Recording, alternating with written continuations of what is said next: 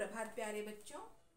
School beyond school में मैं पुनः आप लोगों के लिए लेकर आई हूँ एक नया वीडियो।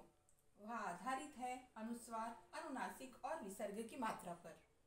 बच्चों, अब तक हम स्वर, जो 12 स्वर होते हैं जिनकी 12 मात्राएं बनती है और जो व्यंजनों पर लगती है, ऐसे हम 12 स्वरों के बारे में जानकारी लगभग प्राप्त कर चुके हैं, अनुस्वार, अनुनासिक और विसर्ग को छोड़ के। मतलब हमने अ यानी अमात्रिक शब्द आ, छोटी ई, बड़ी ई, छोटा ऊ, बड़ा ऊ, ए, ऐ, ओ और औ तक की मात्राओं का हमने अभ्यास किया है। हमने सीखा है कि उसका उच्चारण किस तरह से किया जाता है, उसका लेखनाभ्यास किस तरह से किया जाता है और उससे शब्द निर्माण कैसा होता है, वाक्य निर्माण कैसा होता है। अब हम उसके आगे यानी औ के बाद आता है अनुस्वार यानी कि अन। इसे हम पढ़ते हैं अन और इसकी मात्रा होती है इस तरह से। अब हम पढ़ेंगे अन और अनुनासिक। अनुनासिक यानी अ पे चंद्र बिंदी और इसे हम पढ़ते हैं अ, यानी इसकी मात्रा होती है इस तरह से, चांद की तरह, इसीलिए हम इसे चंद्रबिंदी भी कहते हैं। और इसके पश्चात हम पढ़ेंगे विसर्ग की मात्रा। विसर्ग यानी आहा, यानी इस तरह से 2 बिंदु। तो अब हमें क्या पढ़ना है? अनुस्वार यानी अंग की मात्रा, अनुनासिक यानी अ की मात्रा और विसर्ग यानी आहा की मात्रा। तो हमें यह सीखना है कि इसका उच्चारण हमें किस तरह से करना है, इसका लेखनाभ्यास हमें किस तरह से करना है। सर्वप्रथम हम सीखते हैं बच्चों अनुस्वार। अनुस्वार तो बच्चों अनुस्वार यानी बिंदी। अनुस्वार यानी बिंदी, सिर्फ बिंदी। यह शब्द के, यह अक्षर के सिर पर लगती है। कहाँ लगती है? अक्षर के सिर पर लगती है और इस तरह से इसे बराबर बीचों बीच में लगाया जाता है बच्चों। तो देखिए, कई बच्चे जब अनुस्वार लिखते हैं तो बहुत सी गलतियां करते हैं। जैसे अनुस्वार लिखते समय कुछ बच्चे बिंदी यहाँ लगा देते हैं अक्षर के, या कुछ बच्चे बिंदी यहाँ लगा देते हैं अक्षर के, या कुछ बच्चे बहुत ज़्यादा ऊपर लगा देते हैं, तो कुछ बच्चे बिल्कुल चिपका कर लगा देते हैं। यह सब गलत है। तो सही मात्रा क्या है? इस तरह से और इस तरह से। तो ये है अंग। क्या है ये?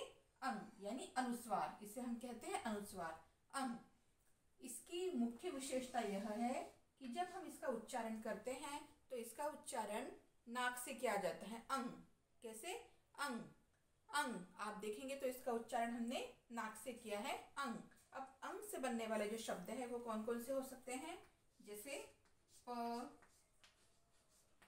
त में अंग की मात्रा तंग प्लस ग, क्या बनेगा? प त में अंग की मात्रा तंग ग, पतंग। क्या बनेगा? पतंग, पतंग, है ना। इसी तरह से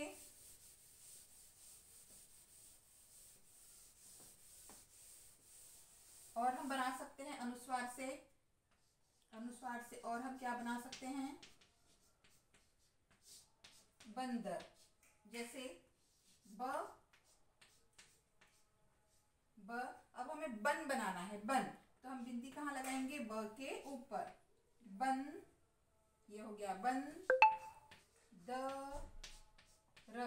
तो क्या बनेगा ये? बन द र। देखिए, बन, ब में अंग की मात्रा, बन द र, बंदर, बंदर। इसी तरह से अगर हमें लिखना है सुंदर तो हम लिख सकते हैं सु प्लस बिंदी, तो ये बन जाएगा सुन द र। क्या बन जाएगा? सुंदर, सुंदर। तो समझ में आ गया किस तरह से हमें इसका उच्चारण करना है। अनुस्वार की जो मात्रा होती है इसका उच्चारण हम नाक से करते हैं। कैसे करते हैं? अंग। कैसे करते हैं? अंग। तो ब पे यदि मैंने मात्रा लगाई तो हम इसको कैसे पढ़ेंगे? बन द र, बंदर।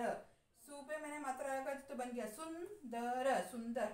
अब हम पढ़ेंगे अनुनासिक। अब मैं आपको परिचय कराती हूँ अनुनासिक की मात्रा का।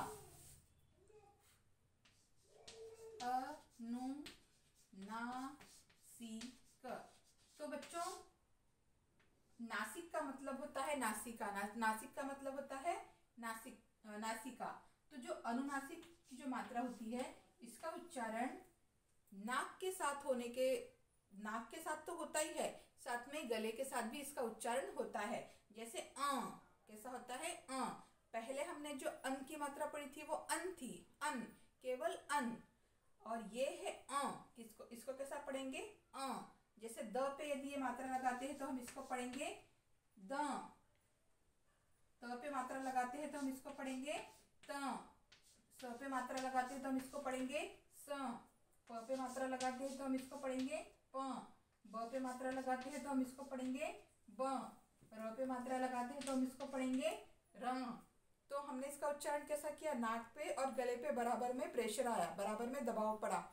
यानी जैसे देखिए द, त, स, प, ब, र, तो किस पे प्रेशर आया, नाक पे और गले पे इसका प्रेशर आया। तो हमने क्या सीखा, अनुस्वार और अनुनासिक का जो फर्क है वो सबसे बड़ा फर्क क्या है कि अनुस्वार की जो मात्रा होती है केवल नाक से निकलती है, जबकि अनुनासिक की मात्रा नाक और गले दोनों से निकलती है। यह सबसे बड़ा फर्क है। इसलिए जब भी हम उच्चारण करें तो देखिए यदि हम इस स का उच्चारण करेंगे बिंदी लगाकर यानी अनुस्वार लगाकर तो हम इसे पढ़ेंगे सन, क्या पढ़ेंगे सन। लेकिन यदि मैं स पे चंद्र बिंदी लगा दूं तो हम इसको पढ़ेंगे स। तो सन अनुस्वार लगाने पर हम इसे पढ़ेंगे सन और अनुनासिक लगाने पर हम इसे पढ़ेंगे स। इसी तरह से अनुस्वार लगाने पर हम इसे पढ़ेंगे तन और अनुनासिक लगाने पर हम इसे पढ़ेंगे त। तो समझ में आ गया अनुस्वार और अनुनासिक का अंतर। लेकिन बच्चों कई बच्चे जब अनुनासिक की मात्रा लगाते हैं अक्षरों में तो वह गलत ढंग से लगाते हैं। किस तरह से लगाते हैं, कुछ बच्चे बहुत मात्रा चिपका देते हैं ऐसे और बिंदी ऊपर लगा देते हैं, तो यह भी गलत है। कुछ बच्चे उल्टी मात्रा लगा देते हैं, कई बच्चे ऐसे उल्टी मात्रा लगाते हैं, यह गलत है।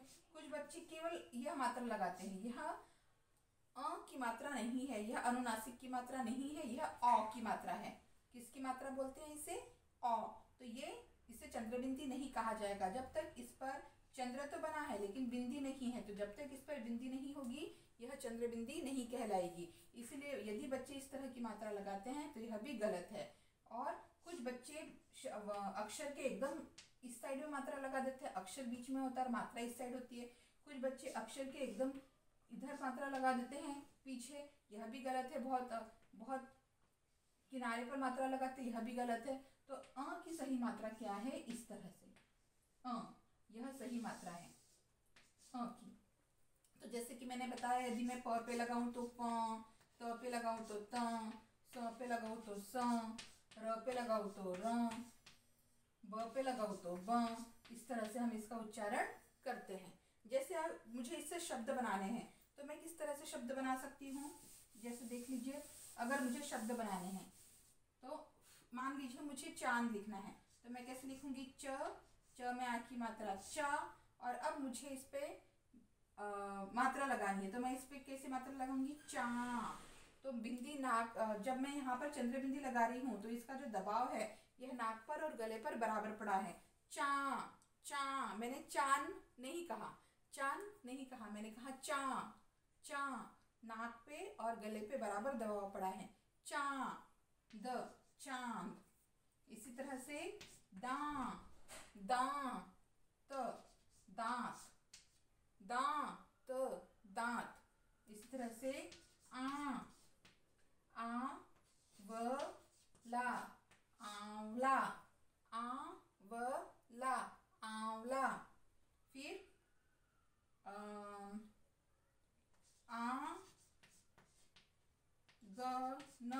आंगन आंगन आंगन। तो समझ में आया किस तरह से हम इसका उच्चारण कर रहे हैं और किस तरह से इसका लिखना अभ्यास कर रहे हैं। तो ये है अनुनासिक की मात्रा। तो ये अंतर याद रखो बच्चों कि अनुस्वार का जब हम उच्चारण करते हैं तो केवल नाक से करते हैं और अनुनासिक का उच्चारण करते हैं तो नाक और गले दोनों से करते हैं। इसके पश्चात है बच्चों विसर्ग की मात्रा। विसर्ग, विसर्ग की मात्रा। विसर्ग की मात्रा यानी इस तरह के दो बिंदु, इस तरह के दो बिंदु, इसे हम पढ़ते हैं आहा। कैसे पढ़ते हैं, आहा। जैसे हम इसे आहा की मात्रा कह सकते हैं। देखिए आहा, ये आहा की मात्रा है, ये वाली, ये है आहा। तो विसर्ग को भी कई बच्चे गलत लिखते हैं। कोई वर्ण लिखते हैं और वर्ण के की मात्रा इस तरह से लगा देते हैं, ये भी गलत है। कुछ बच्चे मात्रा इस तरह से लगाते हैं, ये गलत है। कुछ बच्चे वर्ण लिखते हैं, जैसे मान लीजिए व लिख दिया और मात्रा लगाना है तो इधर लगा देंगे, यह गलत है। यानी इस तरह से जो लिखते हैं ये भी गलत है, इस तरह से लिखते हैं ये भी गलत है, इस तरह से लिखते हैं ये भी गलत है। तो क्या करना चाहिए, पहले हमें वर्ण लिख लेना चाहिए। मान लीजिए मैंने स लिखा और मुझे इसमें विसर्ग की मात्रा लगानी है, तो मैं इस अक्षर के पीछे यानी इस तरह से विसर्ग की मात्रा लगाऊंगी, तो ये सही मात्रा कहलाएगी। तो ये गलत हो जाएगा, ये गलत हो जाएगा, ये गलत हो जाएगा। यानी आहा की मात्रा कहाँ लगती है, अक्षर के पीछे, अक्षर के पीछे। और इसे हम कैसे पढ़ते हैं, आहा। तो यदि मैं इस मात्रा को म में लगाती हूँ तो हम इसे पढ़ेंगे मह। त में लगाती हूँ तो इसे हम पढ़ेंगे तह। स में लगाती हूँ तो इसे हम पढ़ेंगे सह। प में लगाती हूँ तो इसे हम पढ़ेंगे पह। र में लगाती हूँ तो इसे हम पढ़ेंगे रह। ब में लगाती हूँ तो इसे हम पढ़ेंगे बह। ज में लगाती हूँ तो इसे हम पढ़ेंगे जह, है ना। तो इस तरह से इसे पढ़ना है। तो क्या सीखा हमने आज, अनुस्वार, अनुनासिक और विसर्ग। ये केवल परिचय है बच्चों। मैं एक एक मात्रा का अलग अलग स्पष्टीकरण आप लोगों के सामने करूंगी, लेकिन आज मैं सिर्फ आपको इन मात्राओं का परिचय करा रही हूँ कि इन मात्राओं को किस तरह से लिखा जाता है। तो समझ में आ गया आप लोगों को कि किस तरह से हमने अनुस्वार की मात्रा लिखी थी। अनुस्वार की मात्रा इस तरह से, अनुनासिक की मात्रा इस तरह से चंद्रबिंदी, और विसर्ग की मात्रा इस तरह से बच्चों। तो ये है आज की मात्रा का परिचय। आज केवल परिचय है बच्चों। अब इन मात्राओं पर आधारित मैं आपको एक अभ्यास पत्रिका हल कराती हूँ। आप ध्यान से देखिए।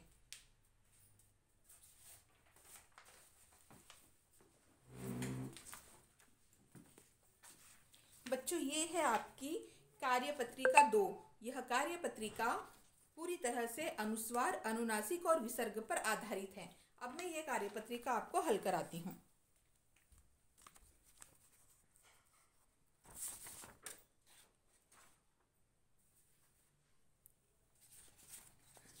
ये देखिए, दिख रहा है आपको कार्यपत्रिका 2, कार्यपत्रिका 2। हाँ, इसमें देखिए प्रश्न 1 दिखाई दे रहा है। प्रश्न 1 है, निम्नलिखित चिन्हों को उनके वर्णों से मिलाइए। निम्नलिखित चिन्हों को उनके वर्णों से मिलाइए। यानी ये जो बॉक्स दिया गया है, इन बॉक्स में मात्राएं लिखी है और यहाँ पर जो है वह जो है अक्षर लिखे यानी स्वर लिखे हैं। तो आपको मात्राएं पहचाननी है और मैच करना है। तो पहली मात्रा देखिए क्या है, केवल बिंदी है। तो ये किसकी मात्रा है, अन की मात्रा। किसकी मात्रा, अन की मात्रा। तो हमने यहाँ पर लिखा, इस मात्रा को हमने अन से मिलाया, इसे हमने इसे अन से मिलाया। दूसरा है 2 डॉट। ये कौन सी मात्रा है बच्चों, बिल्कुल सही, यह है आहा की मात्रा यानी विसर्ग की मात्रा। तो हमने इस मात्रा को उसके अक्षर से मिला दिया, तो ये है विसर्ग की मात्रा। इसके पश्चात है बच्चों तीसरा चंद्रबिंदी तो हमने इसको इसके वर्ण से मिला दिया। तो समझ में आया हमने किस तरह से इन वर्णों को मिलाया है। पहली बिंदी, तो हमने बिंदी को उसकी मात्रा से उसके अक्षर से मिलाया, अन। दूसरा है आहा, हमने इसको उसके विसर्ग की मात्रा से मिलाया, आहा। और ये जो है चंद्रबिंदी, उससे हमने अ से मिलाया। तो समझ में आ गया ये हमने किस तरह से किया। दूसरा है प्रश्न 2। प्रश्न 2 दिखाई दे रहा है बच्चों आप लोगों को। प्रश्न 2 है, चित्र देखकर कोष्ठक में से उचित नाम चुनकर लिखिए। अब चित्र देखिए, चित्र किसका है, क्या यह चित्र बंदर का है, नहीं। क्या यह चित्र छह का है, नहीं। क्या यह चित्र पूंछ का है, पूंछ का है, नहीं। क्या यह चित्र अंगूर का है, हाँ बिल्कुल सही, यह चित्र अंगूर का है। इसलिए हमने यहाँ क्या लिखा, अंगूर। तो आप अंगूर लिख के ये जो ब्रैकेट में जो शब्द दिए गए हैं उसमें से अंगूर को कट कर सकते हैं और यहाँ पर आप लिखेंगे अंगूर। समझ में आ गया बच्चों। इसके पश्चात दूसरा चित्र देखिए, क्या है ये, किसका चित्र है, किसका चित्र है बच्चों, बिल्कुल सही, यह है पूंछ। तो हमने यहाँ लिखा पूंछ। तो आप क्या कर सकते हैं, जो ब्रैकेट में कुछ शब्द दिए गए हैं उसमें से हम पूंछ शब्द लिखेंगे और पूंछ को कट कर देंगे। इसके पश्चात तीसरा चित्र देखिए बच्चों, किसका है? यह कौन सा प्राणी है जो पेड़ पर रहता है और उछल कूद करता है? बिल्कुल सही, यह है बंदर। तो हमने यहाँ पर लिखा बंदर, यहाँ पर अनुस्वार की मात्रा आई और हमने लिखा बंदर, बंदर। तो समझ में आ गया बच्चों। इसके पश्चात है प्रश्न 3। प्रश्न 3, अनुस्वार व अनुनासिक के शब्दों को खोजकर लिखिए। प्रश्न 3 क्या है? अनुस्वार व अनुनासिक के शब्दों को खोजकर लिखिए। यहाँ पर एक बड़ा सा सितारा यानी कि एक बड़ा सा स्टार दिया गया है और इसमें कुछ शब्द दिए गए हैं। इसमें औ की मात्रा के शब्द है, ए की मात्रा के शब्द है, अनुस्वार की मात्रा के शब्द है और अनुनासिक की मात्रा के भी शब्द हैं। लेकिन हमें क्या करना है? केवल अनुस्वार और अनुनासिक की मात्रा के शब्दों को लिखना है बच्चों। तो देखिए हमने कैसे लिखा। अनुस्वार, अनुस्वार के कॉलम में हमें केवल अनुस्वार के शब्द लिखना है। तो पहला अक्षर देखिए, औरत, औरत। क्या औरत यह अनुस्वार की मात्रा वाला शब्द है? नहीं, इसलिए हम इसे नहीं लिखेंगे। दूसरा है लंगूर, लंगूर। क्या लंगूर अनुस्वार की मात्रा वाला शब्द है? हाँ, इसलिए हमने लंगूर को अनुस्वार के कॉलम में लिखा। इसके पश्चात है सूंड। क्या सूंड अनुस्वार की मात्रा वाला शब्द है? नहीं, यह अनुनासिक की मात्रा वाला शब्द है, इसलिए हम सूंड को हम अनुनासिक वाले मात्रा वाले शब्द में लिखेंगे। इसके पश्चात खेल, खेल जो है बच्चों इसमें कौन सी मात्रा आई है? ए की। न अनुस्वार की मात्रा आई है और न ही अनुनासिक वाली मात्रा आई है, इसलिए हम इसे नहीं लिखेंगे। इसके पश्चात है ढूंढ। क्या है बच्चों? ढूंढ। तो अब हम ढूंढ को लिखेंगे। ढूंढ कौन से कॉलम में आना चाहिए? अनुस्वार के या अनुनासिक के? बिल्कुल सही, अनुनासिक के। तो हम लिखेंगे ढूंढ अनुनासिक के कॉलम में। इसके पश्चात है बच्चों खंबा। खंबा कौन से कॉलम में आएगा? अनुस्वार के या अनुनासिक के? बिल्कुल सही, अनुस्वार के। तो समझ में आ गया, हमने अनुस्वार और अनुनासिक के शब्दों को ढूंढकर लिख लिया। अनुस्वार के 2 शब्द कौन कौन से हैं? लंगूर और खंबा। और अनुनासिक के 2 शब्द कौन कौन से हैं? सूंड और ढूंढ। इसके पश्चात है बच्चों प्रश्न 4, जो काफ़ी रोचक है। प्रश्न 4 है, बिंदु मिलाकर चित्र पूर्ण कीजिए और रंग भरिए।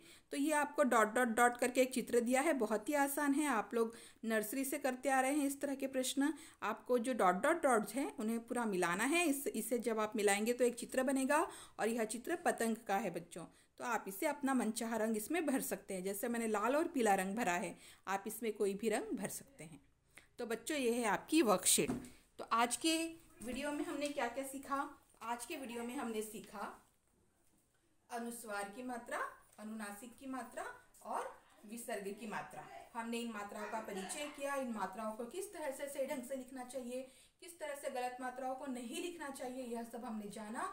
और इन मात्राओं पर आधारित हमने वर्कशीट भी हल की बच्चों। आपको बार बार इस वीडियो को देखना है ताकि आप इन मात्राओं का अच्छे से अभ्यास कर सकें। आज के वीडियो में बस इतना ही। अगले वीडियो में मैं फिर इन मात्राओं का अलग अलग जो है स्पष्टीकरण लेकर अलग अलग वीडियो लेकर आऊंगी आप लोगों के लिए। तब तक के लिए धन्यवाद बच्चों।